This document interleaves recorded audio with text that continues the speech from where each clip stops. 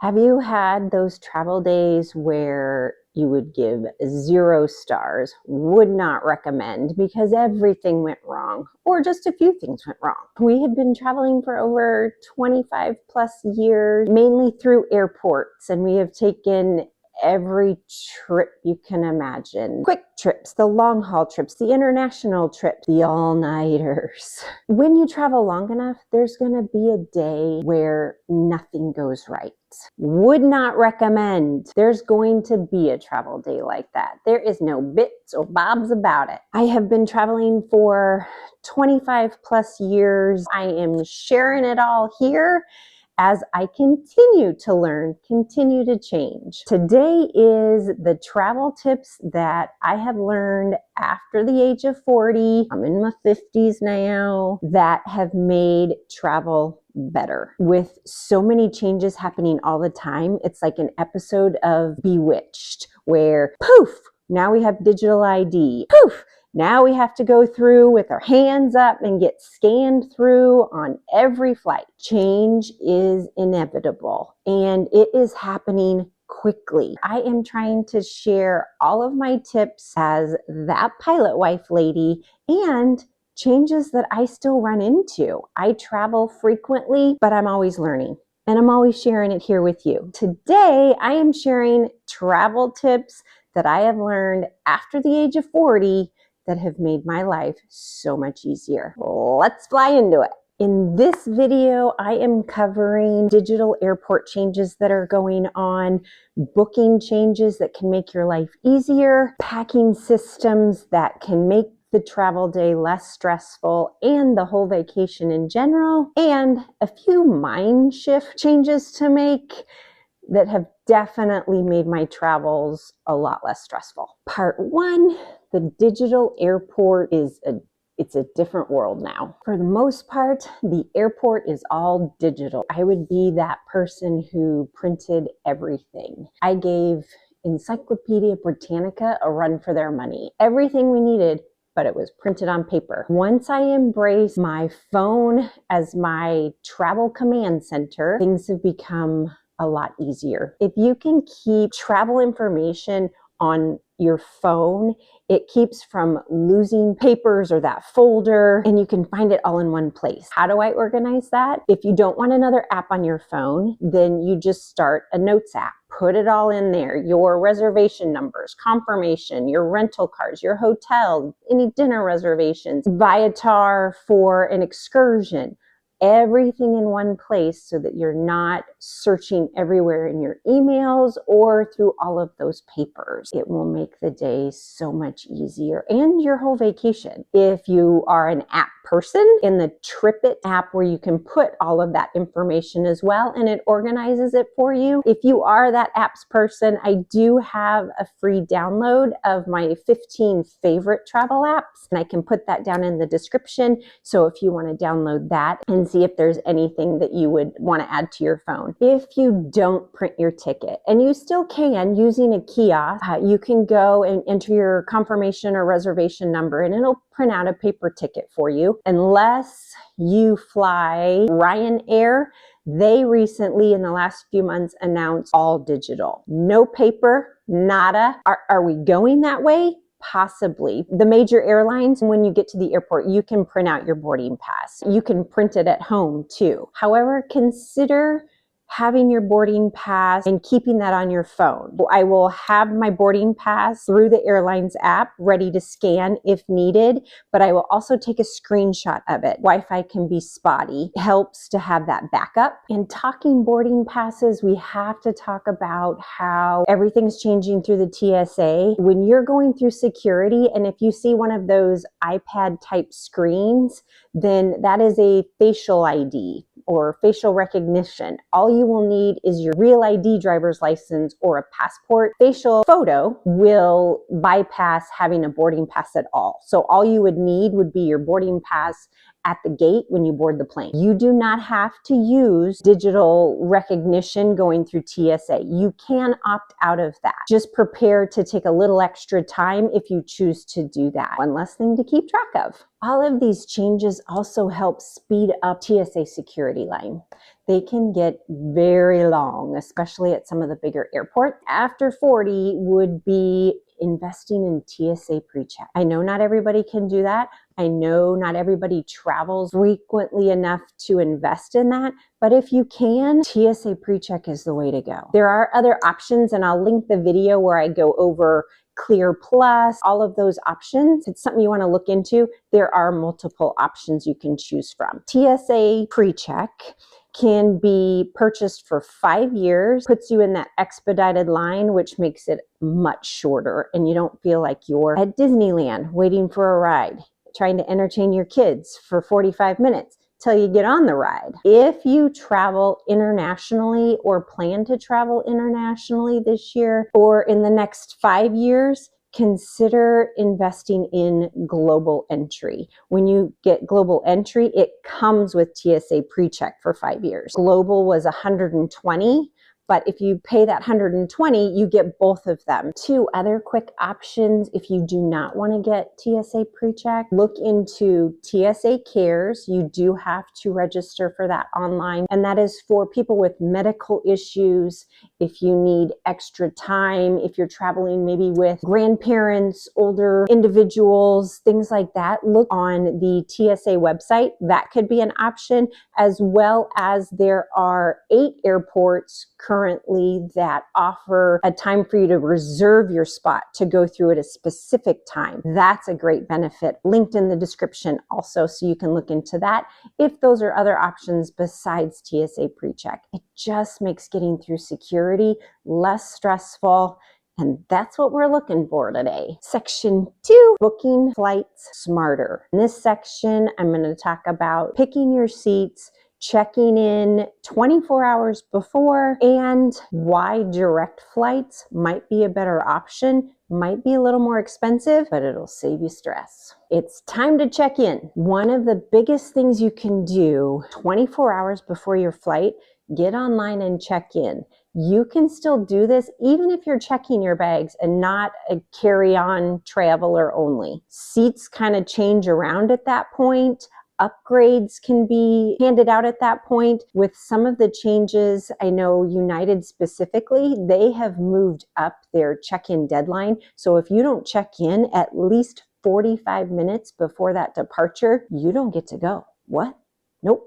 You don't get to go, but you didn't check in, so they assume you ain't coming. Checking in 24 hours, check that box, good to go. That takes me into seat selection. Once you check in, and if you have a ticket where you get to select your seat, sometimes those move around and you can get yourself a better seat. When you go check in, make sure you look at that seat map, and then maybe you can pick that better aisle seat that you want. I don't know anybody who picks a middle seat, but if you like the middle seat, you could go in. Those are usually wide open, so you can pick your middle seat. Nonstop versus the connection flights. In our 20s and 30s, we would usually go for the least expensive ticket when we buy tickets. Into our 50s, when we purchase tickets, we purchase the less stress ticket.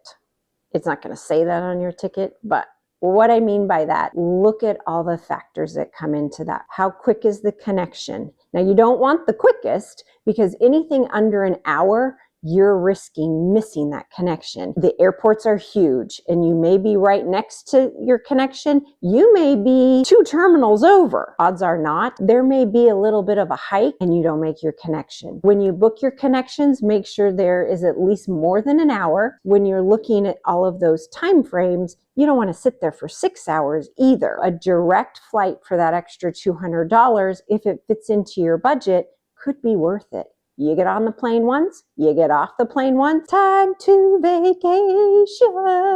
And then the last 2 points in this section would be checking in with checked bags or going carry-on only. As a pilot family, we have always traveled with a carry-on bag and a personal item bag only. Decide what that is for you. Take the first flight of the day. It isn't fun at all. Unless you're a morning person and like getting up at 3 or 4 in the morning, then you're golden. But the first flights of the day, the plane is sitting there at the gate ready to go, and you're not waiting for it to come in from another destination. As the day goes on and the more stops it makes, it has more chances to get delayed or change something to that. By getting up early and getting going, you are increasing your chances for that travel day to be smooth. In this part, I'm talking to my carry-on suitcase travelers only, or soon-to-be carry-on travelers. When you travel in a carry-on suitcase and personal item bag only, you want that organized. And I have multiple personal item bags that I use depending on the trip that I'm taking that help me make that my travel bag command center. I have my phone as my command center number 1, and I have my personal item bag as travel sanity center number 2. Packing the right carry-on suitcase and personal item bag for the way you travel is going to be so much to save your sanity. I have a video with a few of my favorite suitcases that I travel with, and I'll link that below. And I can also, as we go through this, I'm going to be showing you my personal item bags and how I set them up. This is a practical thing that I haven't seen on any other bags. It comes with both of these two in their own little pockets there. So going through TSA, pull out your toiletries. This is my tech bag, has my charger, AirPods, cords, things like that in there. Opens all the way up. So usually I use this for my 1 to 2 day trips when I'm taking just a personal item bag, and this fits everything perfectly. I do like shiny. Same thing, it has a front pocket, so going through security, I can quickly drop my phone, everything like that in there, and zip it up, wide open, big open bins. So when I take this one, I have my own organizational pockets. Tech bag, toiletry, third bag, so I use when I get there. This one comes out in flight, pockets inside. This personal item bag. This one has a pouch in the bottom that I usually put a pair of shoes or spare outfit in the bottom of there. This pouch is a little smaller, but still just fits my phone, my ID to toss in. Zip closed to go through security, opens up very large. Inside the padded laptop, zip pockets on this side. Organizing personal item bags along with your carry-on suitcase that you choose. Once I get on the airplane, I can find everything easy peasy. Let's back up to the TSA checkpoint. When you have a carry-on suitcase and a personal item bag that has to go through TSA, there are certain checks that are going to happen. A lot of the technology has been upgraded, so we're having to take less and less out of our bags, which is a bonus in speeding things up. Just in case, packing your bag in this order of easy access to your toiletry bag, tech, if you do not have PreCheck, and shoes. And I say shoes with quotation marks because we no longer in either line have to take our shoes off. However, if you wear the wrong shoes, you will have to go back through and take those off too. So always wear socks. It might just be me. I haven't had anything go off with sneakers before, but I have worn the wrong belt, which set the alarms off. And the first thing they will go to is take your belt off. And just to speed things up, take your shoes off too. Be prepared for that.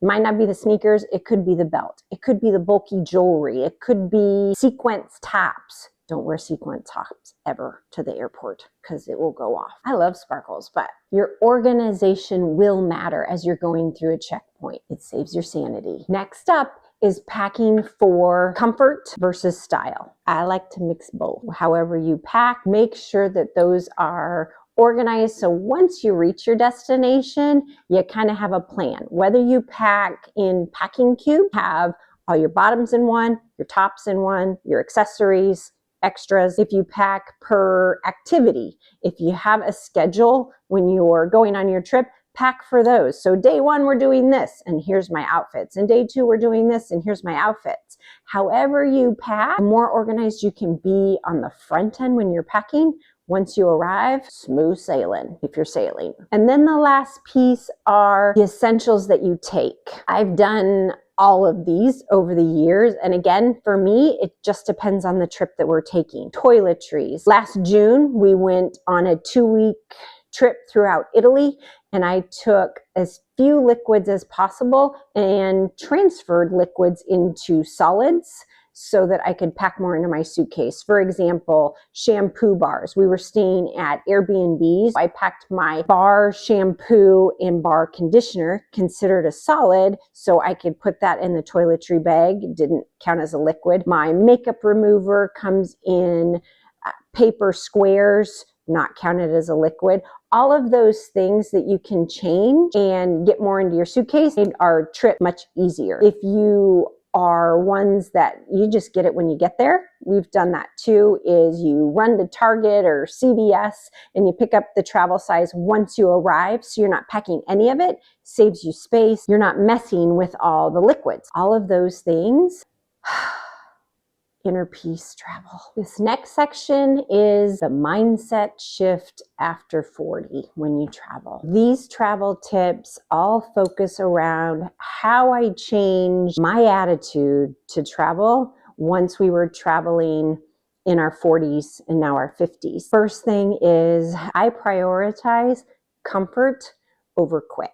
I don't like getting to the airport at the very last minute and having to rush and race. If I am sitting at my gate for an extra 20 or 30 minutes, I grab my cup of coffee and I relax at the gate. I have my audiobooks, I have my paper books, or I just people watch because that's a show in itself sometimes. The second part to that is condense my packing. I'm still a bit of an overpacker, so my bags might be a little heavier than most. I have definitely refined my packing so that when I am on the trip or when I get back, I don't have a lot of wasted things that never came out of the suitcase. That includes shoes. And I love my shoes, but now I don't take more than 3 pairs of shoes, and that includes wearing one on travel day. Shoes take up so much space in a carry-on suitcase. And then the last piece to that is go with the flow. Aside from when we have booked excursions where you have to be at that time, build some buffer time into your trip. Say we went to Pompeii, we had to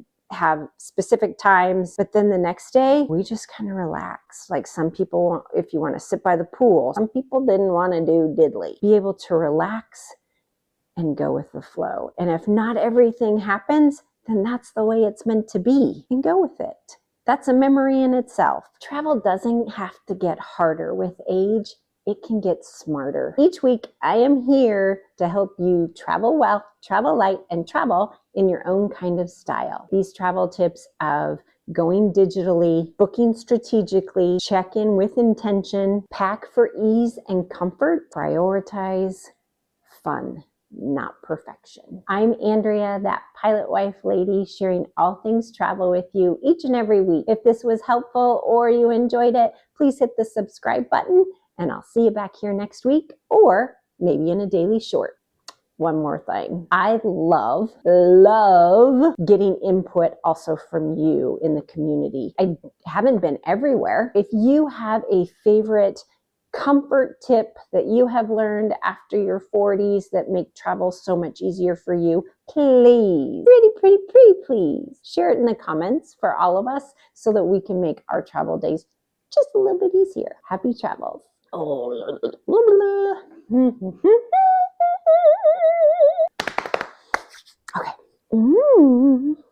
I don't care if you have.